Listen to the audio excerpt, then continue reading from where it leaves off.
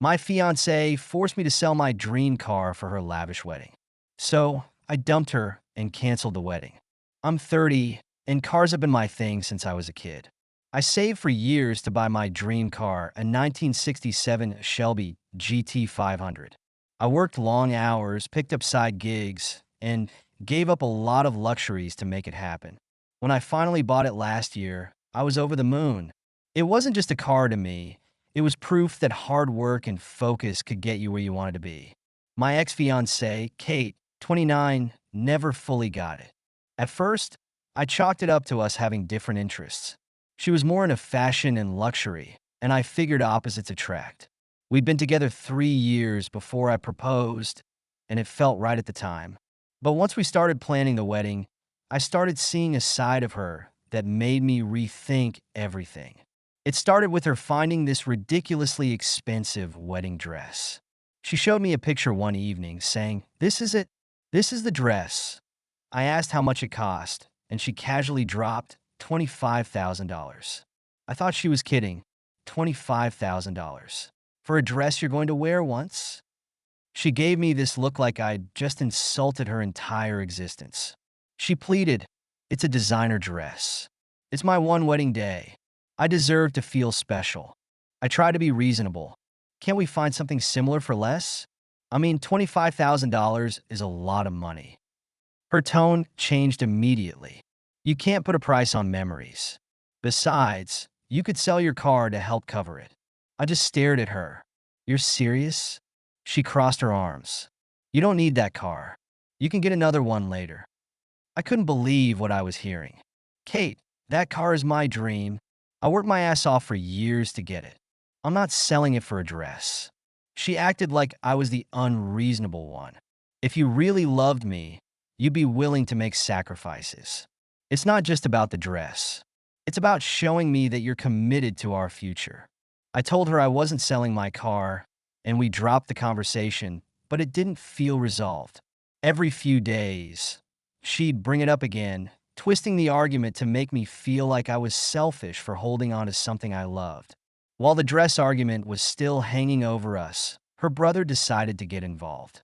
He wanted to start a luxury sneaker business and asked Kate if I'd be willing to invest $15,000 to help him get started. When she brought it up, she acted like it was a done deal. "He just needs a little help to get off the ground. Once the business takes off, it'll be good for all of us." I didn't even know what to say at first. "Kate, your brother's never run a business in his life. This sounds risky." She shrugged. "Every business is risky. But he's family, so we should support him." "I'm not giving him $15,000, I said firmly. "If he wants to start a business, he can take out a loan or find investors. I'm not his ATM." She got defensive. "You're so stingy. Families help each other out." When I still said no, her brother started making snide comments about me at family gatherings. "Guess Kate's fiancé doesn't believe in supporting dreams," he said loudly at one dinner. I let it slide because I didn't want to cause a scene, but inside, I was fuming. Things got worse when Kate moved into my apartment. She started redecorating without even asking me, replacing furniture and boxing up my things. I let most of it go because I figured she wanted to make the place feel more like her home. But one night, she told me she was hosting a girls' night and said I'd need to leave. "This is my apartment too," I said. "Why should I have to leave?" She waved me off. "It's just for one night. Don't make it a big deal." "It is a big deal," I told her. "You don't get to kick me out of my own home because you want to have friends over." She rolled her eyes and called me territorial. It wasn't the first time she acted like my feelings didn't matter. Wedding planning became another disaster. She kept calling it our wedding, but I had almost no say in anything. She picked the venue, the caterer, the colors, everything without asking me. Anytime I tried to give an opinion, she'd brush me off. "I'm the bride," she'd say. "The wedding is really about me. Anyway, you just have to show up." She even started cutting people from the guest list, my people. Some of my closest friends were suddenly not a good fit for the vibe she wanted. "If my friends aren't welcome at this wedding, then maybe I shouldn't be either," I told her one night. "Don't be so dramatic," she said. "They're not a good match for the kind of wedding I'm planning." "It's nothing personal." It sure felt personal to me. Her attitude toward my family wasn't any better. She refused to go to casual family gatherings, saying they were boring and low class. When my sister, who owns a small baking business, offered to make our wedding cake as a gift, Kate laughed. I don't want a homemade cake at my wedding. We'll hire a professional. I was pissed. My sister's cakes are incredible. She's offering this out of love, and you're treating it like it's beneath you. Well, it is, she said bluntly. Her entitlement wasn't just about the wedding. She hated that I spent so much time working on my car. It's my hobby, my way to unwind after a long day. One Saturday, she stormed into the garage and started ranting. You're always out here wasting time on this stupid car. You could be helping with the wedding or picking up extra shifts to cover the costs. I put down my tools and looked at her.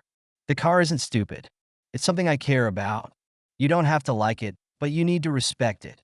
She threw her hands in the air. It's always about what you care about. What about me? What about what I want? I yelled back. You mean the $25,000 dress? Or the $15,000 for your brother? Or the way you've ignored everything I've said about the wedding? You're acting like none of my opinions or boundaries matter. She turned it back on me. You're being selfish. Marriage is about sacrifices, but you clearly don't understand that. I couldn't take it anymore. That night, I sat her down and told her we needed to talk. We have a problem, I said. I feel like I'm doing all the compromising, and you're just making demands. She crossed her arms. This is about the dress again, isn't it?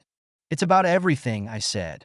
The dress, the car, your brother's startup, the wedding planning, the way you treat my family.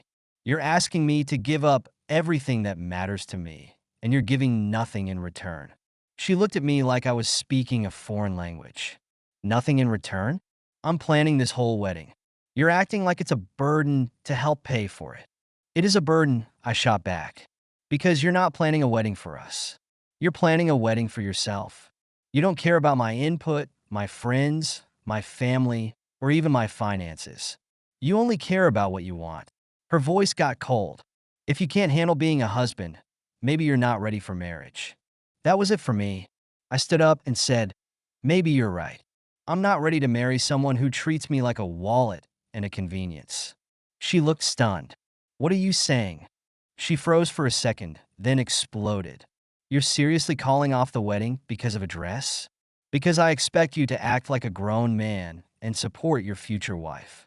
I kept my voice steady. This isn't about the dress, Kate.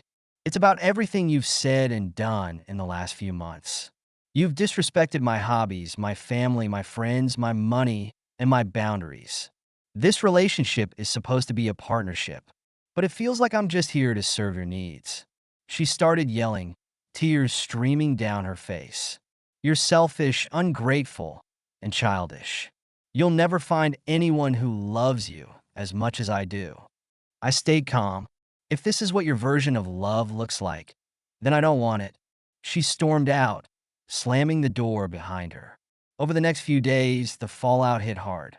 She told her parents, who wasted no time calling me. Her mom started off sweet, but quickly turned manipulative. Kate's devastated, she said. You're breaking her heart. She's been planning this wedding for months. Don't you think you're overreacting? I'm not overreacting, I replied. I'm standing up for myself. I can't marry someone who doesn't respect me. Her dad was less subtle. He called me a failure. You're supposed to provide for your wife, not make excuses. If you can't handle being a husband, you're not man enough to be with Kate. I didn't engage. Thanks for your input, I said, then hung up. Kate's brother took a shot too. He texted me a long message about how I'd let down the family, calling me cheap and unambitious. He said I wasn't supportive of Kate's dreams or his, as if I owed either of them anything.